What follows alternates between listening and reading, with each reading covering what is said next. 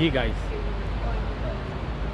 आज मैं आपको जो है वो पासपोर्ट और वीज़े के बारे में इंफॉर्मेशन देता हूँ पुर्तगाल के लिए। जिन लोगों ने पुर्तगाल विज़िट के लिए आना है और यहाँ पे स्टे करना चाहते हैं तो उनके लिए ये बहुत हेल्पफुल इंफॉर्मेशन होगी। तो फर्स्ट पहले जो कैटेगरी है वो है विज़िट वीज़ा पुर्तगाल के लिए। फ्रांस से जो है आप इसका वीज़ा जो है वो अप्लाई कर सकते हैं और इसकी एम्बेसी जो है वो है इस्लामाबाद। अच्छा, इसकी जो बेसिक रिक्वायरमेंट है, बेसिक रिक्वायरमेंट में ये है कि इसके लिए इतनी ज़्यादा बैंक स्टेटमेंट की ज़रूरत नहीं है और आपका पासपोर्ट जो है वो वैलिड होना चाहिए 6 मंथ जब आप यहाँ से एग्ज़िट करें, जो भी आपका प्लान है। सही है, बैंक स्टेटमेंट होनी चाहिए। बैंक स्टेटमेंट आपके पास 6 मंथ की बैंक स्टेटमेंट होनी चाहिए और आपके पास जो है आपका मेडिकल इंश्योरेंस होनी चाहिए। मेडिकल इंश्योरेंस वहाँ पे किसी भी कंपनी से आप करवा सकते हैं, वो इजी है, थोड़े पैसों में हो जाती है। 6-7 हज़ार रुपये पाकिस्तानी के हिसाब से वो हो जाती है। वीज़े की फ़ीस जो है वो विज़िट वीज़े की जो फ़ीस है पुर्तगाल की वो है 80 यूरो। सही है, 80 यूरो के बाद जो है आप अपने डॉक्यूमेंट आप अपनी प्रिपरेशन करेंगे। डॉक्यूमेंट में जो है आपका पासपोर्ट, बैंक स्टेटमेंट जो है वो तकरीबन आपकी, अगर एक बंदा विज़िट कर रहा तो जो है तकरीबन 5-6 लाख रुपए काफ़ी है, क्योंकि पुर्तगाल जो है वो इतना ज़्यादा जो है वो स्टेटमेंट को चेक नहीं करता। और अगर फैमिली विज़िट कर लिए तो 10-12 लाख रुपए की स्टेटमेंट बहुत ज़बरदस्त है। अच्छा, बैंक स्टेटमेंट हो गई। बैंक स्टेटमेंट के बाद जो है वो आपकी मेडिकल इंश्योरेंस वो 6-7 हज़ार रुपये की होती है। आपकी वीज़ा फ़ीस 80 यूरो और आपके ज़ाहिर सी बात है जो आप जॉब करते हैं जॉब का आपका लेटर, ये सब इसकी रिक्वायरमेंट आप बेसिक रिक्वायरमेंट लेके इसका वीज़ा जमा करते हैं। पुर्तगाल की सबसे अच्छे वीज़े की बात ये है कि आप पुर्तगाल का जब वीज़ा अप्लाई करते हैं तो पुर्तगाल जो है वो आपको जो है यहाँ पे रेजिडेंस परमिट का भी ऑप्शन देता है। जब आप वीज़ा अप्लाई करते हो इंशाल्लाह आपका वीज़ा लग जाता है। मैं नीचे डिस्क्रिप्शन में पुर्तगाल की एम्बेसी जो है इस्लामाबाद, उसका लिंक मैं डाल दूँगा और मैं अपना ईमेल एड्रेस भी डाल दूँगा। अगर आपको कोई इन्फॉर्मेशन चाहिए हो या किसी चीज़ के बारे में आपने पूछना हो तो आप मुझे जो है वो ईमेल कर सकते हैं। अच्छा, और पुर्तगाल का ये चक्कर है कि पुर्तगाल जो है वो तकरीबन जो प्रोसेसिंग टाइम देता है वो 2 से 3 वीक्स का प्रोसेसिंग टाइम होता है। 2 से 3 वीक्स में जो है वो आप पुर्तगाल का वीज़ा ले लेते हैं। अच्छा, जब आप पुर्तगाल का वीज़ा ले लेते हैं और आपको पुर्तगाल का वीज़ा मिल जाता है तो इसका ये मतलब है कि वो ज़ाहिर सी बात है आपको वो शेंजन वीज़ा देते हैं। शेंजन वीज़े का ये मतलब होता है कि आप 27 शेंजन कंट्री 27 शेंजन कंट्री में किसी भी कंट्री में आप जो है वो उस वीज़े पे लैंड कर सकते हैं। लेकिन मेरी एडवाइस ये है कि आपको पुर्तगाल का वीज़ा मिला तो आप सीधा जो है वो पुर्तगाल के लिए फ़्लाइट करवाइए और पुर्तगाल में ही आप लैंड कीजिए किसी भी एयरपोर्ट पे और आप अपना एंट्री की स्टैम्प उस पर लगवा। अच्छा, पुर्तगाल के वीज़े की आप सबसे अच्छी बात ये है कि जब पुर्तगाल का वीज़ा मिल जाता है, पुर्तगाल के वीज़े मिलने के बाद ज़ाहिर सी बात है वो वीज़ा होता है या तो 2 वीक्स का या 3 वीक्स। 2 वीक्स के बाद 3 वीक्स के बाद जो है आप यहाँ पे इलीगल होने का चांस होता है। ज़ाहिर सी बात है जब तक वीज़ा वैलिड है उस वक्त तक तो आप लीगल हैं और जैसे वीज़ा यहाँ पे ख़त्म होगा उसके बाद आप इलीगल हो जाएंगे। तो उसका तरीका ये होता है कि सबसे पहले जैसे आपका वीज़ा लीगल है उसी लीगल वे में आप जो है वो अपनी यहाँ पे रजिस्ट्रेशन करवा लें। यहाँ पे पाकिस्तानी, इंडियन, बांग्लादेशी बहुत हैं, बहुत पब्लिक है। किसी से भी आप अपना बेड स्पेस की बात कीजिए, उसके घर का एड्रेस लीजिए और यहाँ की कौंसल में आप जाके जो है वो रजिस्ट्रेशन करा लीजिए। पुर्तगाल में बेड स्पेस जो है वो 120 यूरो का मिल जाता है इतना ज़्यादा महंगा नहीं है, आसानी से मिल जाता है। और आप उस पर जाके अपनी कौंसल में रजिस्ट्रेशन करा सकते हैं। कौंसल में रजिस्ट्रेशन कराने के बाद जो है आप सबसे दूसरा आप जो आपने काम करना है वो काम ये करना है कि आप यहाँ पे टैक्स डिपार्टमेंट में जाके अपनी रजिस्ट्रेशन करा। टैक्स डिपार्टमेंट में यहाँ पे रजिस्ट्रेशन जो है वो आपकी लीगल एंट्री में हो जाती है। यानी वो बंदा टैक्स डिपार्टमेंट में रजिस्ट्रेशन करा सकता है जो यहाँ पे लीगली आया हो। लीगली मतलब ये कि या तो पुर्तगाल में लीगल आया हो वीज़े पे, या फिर किसी भी यूरोपियन कंट्री में वो लीगल आया हो, यानी वीज़ा लगा के आया हो, छुप छुपा के नहीं आया। तो वो अपनी रजिस्ट्रेशन यहाँ पे टैक्स डिपार्टमेंट में करा सकता है। जब वो टैक्स डिपार्टमेंट में आप अपनी रजिस्ट्रेशन कराते हैं तो टैक्स डिपार्टमेंट वाले आपको एक टैक्स कोड दे देंगे। उस टैक्स कोड में आपने हर मंथ तकरीबन 200 यूरो का टैक्स आपने जमा कराना होता है।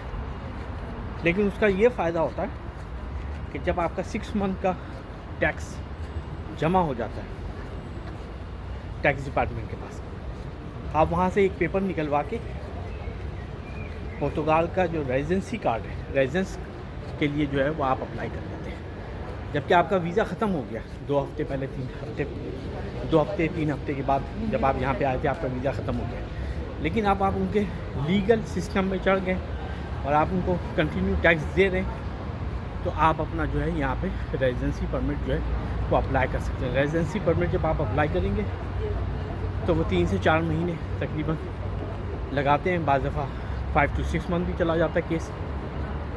तो आपको वो क्या करते हैं कि आपको ये 1 साल का रेजिडेंस परमिट दे देते हैं। उस रेजिडेंस परमिट में क्या चक्कर है, उस रेजिडेंस परमिट में ये चक्कर है कि आप पूरा शेंजन कंट्री में आप जा सकते हैं, आ सकते हैं विदाउट वीज़ा। पुर्तगाल में लीगली आप जो है वो काम कर सकते हैं। हाँ, पुर्तगाल में जो है वो आप लीगली जो है वो काम कर सकते हैं। 1 साल के बाद जब 1 साल ख़त्म होगा तो 1 साल के बाद जो है वो कार्ड रिन्यू होता है और आपको 2 साल का कार्ड मिल जाता है। फिर जब 2 साल ख़त्म होते हैं तो वो फिर दोबारा रिन्यू होता है 2 साल के लिए, तो फिर आपको वो मज़ीद 2 साल का कार्ड दे देते हैं। तो 1 ईयर, 2 ईयर और 2 ईयर, ये हो गया 5 ईयर। 5 ईयर के बाद सबसे अच्छी बात यहाँ पे ये है कि यहाँ पे आपने एक इनका पुर्तगाल का टेस्ट के लिए करना होता है, लैंग्वेज टेस्ट। वो इतना ज़्यादा मुश्किल नहीं है, आसानी से जो बंदा यहाँ पे 5 साल रहेगा उसको पुर्तगाल जो है वो वैसे आ जाती है, और आपको सीखनी भी चाहिए जब आप यहाँ पे रहेंगे। और वो लैंग्वेज टेस्ट क्लियर कीजिए। लैंग्वेज टेस्ट क्लियर करने के बाद आप पुर्तगाल की सिटीज़नशिप अप्लाई कर सकते हैं। यानी 5 साल के बाद जो है वो आप यहाँ पे जो लीगली यहाँ पे रह रहा है तो 5 साल के बाद जो है वो सिटीज़नशिप अप्लाई कर सकता है। यानी 5 साल लीगली वो कंसीडर किया जाएगा जिसके पास यहाँ का रेजिडेंस कार्ड था 5 साल पहले, यानी टेम्परेरी रेजिडेंस कार्ड था 1 साल का। उसके बाद उसने 2 साल का लिया, तो उसके बाद उसने 2 साल का लिया, तो 5 साल हो गए। 5 साल के बाद आपने टेस्ट क्लियर करना है और उसके बाद आपने अपने जो है वो पुर्तगाल का पासपोर्ट अप्लाई कर लेना है। पुर्तगाल का पासपोर्ट जो है वो 6 to 8 मंथ में विद इन 1 ईयर ये आपको दे देते हैं। और पुर्तगाल का आपको पासपोर्ट मिल जाता है तो आप यूरोपियन सिटीज़न हो गए। यूरोपियन सिटीज़न में ये है कि वर्ल्ड रैंकिंग में पुर्तगाल का जो पासपोर्ट है वो नंबर 6 पे है। नंबर 6 का ये मतलब कि 186 कंट्री में आप ऑन अराइवल वीज़ा जो है वो आप ले सकते हैं। आपको ऑन अराइवल एंट्री मिलेगी पूरे वर्ल्ड के 186 कंट्री में। टोटल जो कंट्री हैं वो 193-94 कंट्री हैं टोटल वर्ल्ड में। तो उसमें से 186 में जो है वो आपको ऑन अराइवल एंट्री पुर्तगाल के पासपोर्ट के ऊपर मिलेगी। प्लस ये कि आप अपनी फैमिली को भी बुला सकते हैं, अपने भाई बहन जो आपके ऊपर डिपेंडेंट है उनको भी आप बुला सकते हैं। सही है। और 5 साल के बाद यहाँ का पासपोर्ट जो है उनके भी जैसे 5 साल कंप्लीट होंगे तो उन सबको भी पुर्तगाल का पासपोर्ट आप लेके दे सकते हैं। ये तो वो इन्फॉर्मेशन थी जो लोग विज़िट वीज़े पे आते हैं और विज़िट वीज़े पे आने के बाद वो अपनी रजिस्ट्रेशन कराएंगे, टैक्स डिपार्टमेंट में अपनी रजिस्ट्रेशन कराएंगे और एवरी मंथ का 200 पाउंड का 200 यूरो का एवरी मंथ का जो है वो टैक्स पे करने लगेंगे। 6 मंथ के बाद आफ्टर 6 मंथ वो यहाँ का रेजिडेंस परमिट अप्लाई कर देंगे। पुर्तगाल का वीज़ा लेना पाकिस्तान से इतना ज़्यादा मुश्किल नहीं है दूसरी यूरोपियन कंट्री की, क्योंकि पुर्तगाल जो है वो इतना ज़्यादा स्ट्रिक्ट नहीं है और ईज़िली वीज़ा दे देता है। और स्टूडेंट को भी मेरी एडवाइस है कि स्टूडेंट भी जो है वो दूसरी कंट्रियों में जाने से बेहतर है कि वो यहाँ पे आए, यहाँ पे अपनी स्टडी मुकम्मल करें और यहाँ का पुर्तगाल का रेजिडेंस कार्ड ले लें।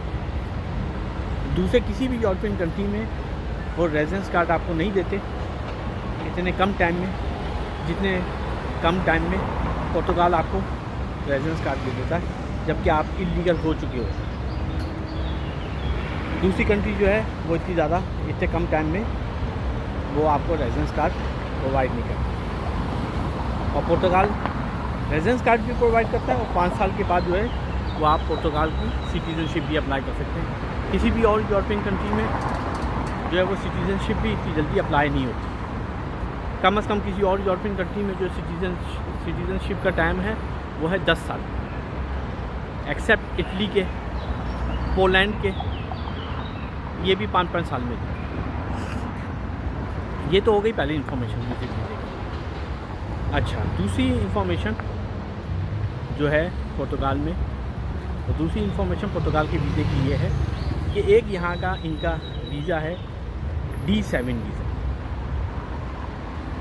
उस वीज़े का नाम है D7 वीज़ा। उस वीज़े में ये होता है कि आप बाहर हैं बेशक, सही है ना।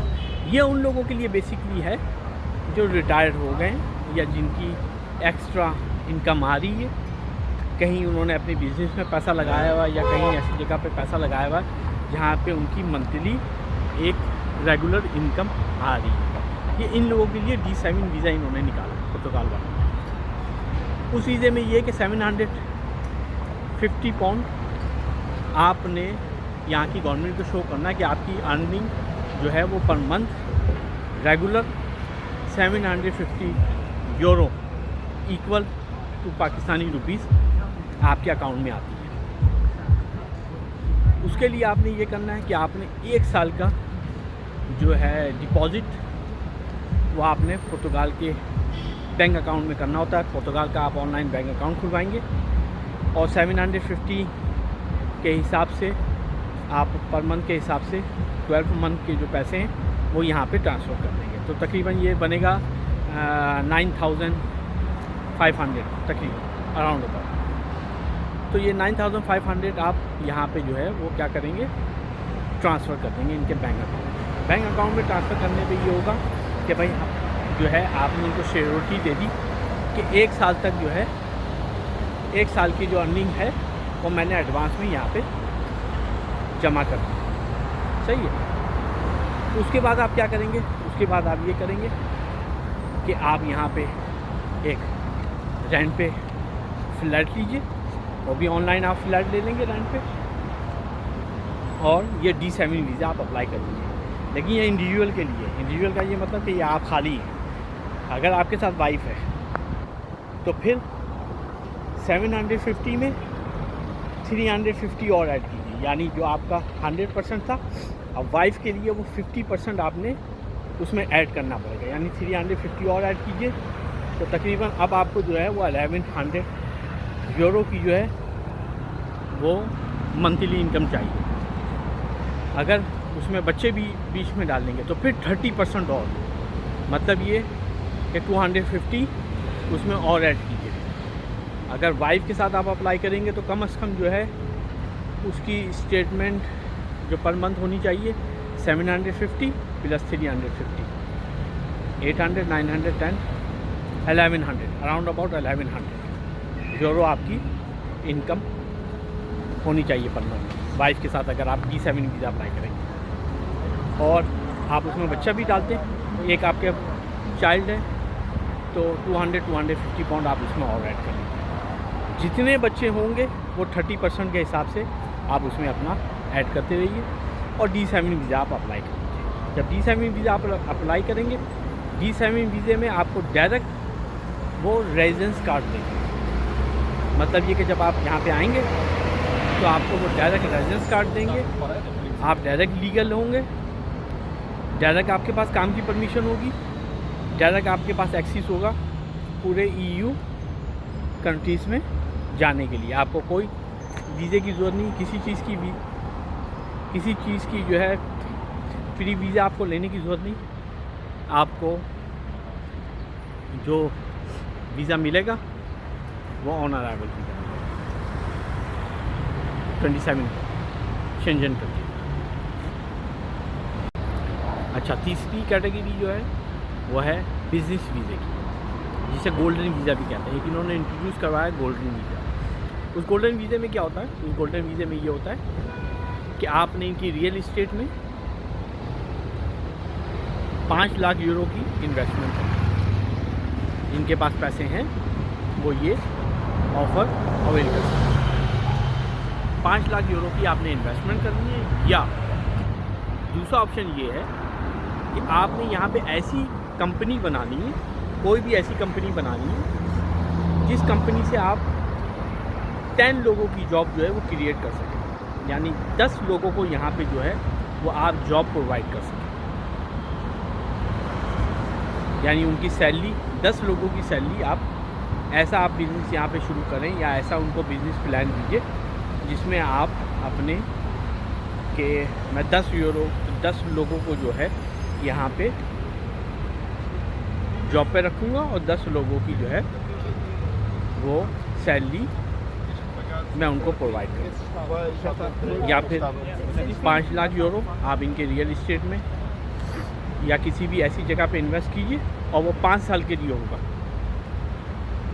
वो क्या है? वो गोल्डन वीज़ा है। वो गोल्डन वीज़े में क्या होता है? गोल्डन वीज़े में ये होता है कि यहाँ पे आपको साल में 15 दिन आप आइए, आपने यहाँ पे इन्वेस्टमेंट कर ली है रियल इस्टेट में, आप साल में 15 दिन के लिए, 20 दिन के लिए आप खाली यहाँ पे विज़िट कीजिए। आपको यहाँ पे रहने की भी ज़रूरत नहीं। जैसे आप इन्वेस्टमेंट करेंगे या आपको यहाँ का क्या करेंगे, आपको रेजिडेंस कार्ड दे देंगे। आप रेजिडेंस कार्ड डिपेंड करता है कि ये आपको कितने साल का देते हैं। ये जब आप अपना केस जमा कराएंगे तो फिर आप देखिए कि ये कितने साल का रेजिडेंस कार्ड देते हैं। मुख्तलिफ लोगों को मुख्तलिफ कैटेगरी का कार्ड देते हैं, लेकिन उस कार्ड में ये है कि 5 साल के बाद आप यहाँ की सिटीज़नशिप अप्लाई कर सकते हैं।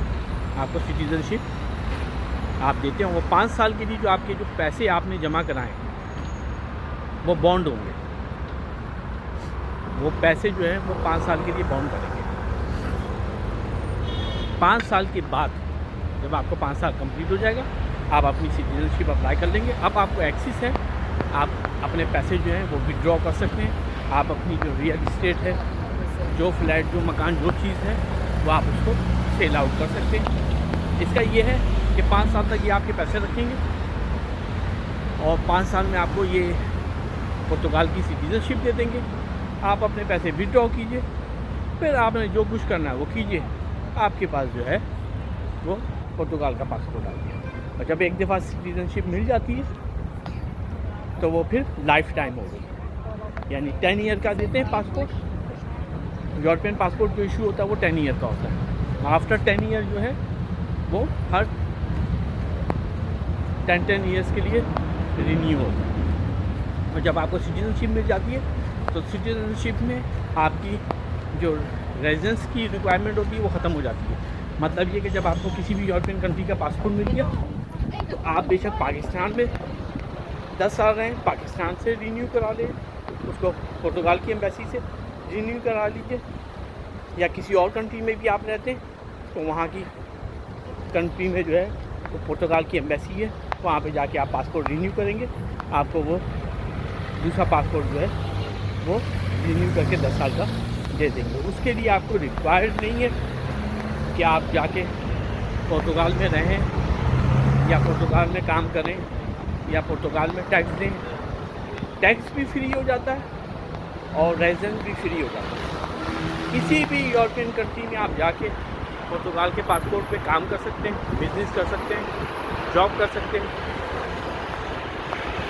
जो आपने करना हो किसी भी यूरोपियन कंट्री में आप जाके कर सकते हैं। इवन ये कि आप अमेरिका और दूसरी जगह पे भी जाके उसको कन्वर्ट करा सकते हैं, और सिटीज़नशिप आप कन्वर्ट भी करा सकते हैं।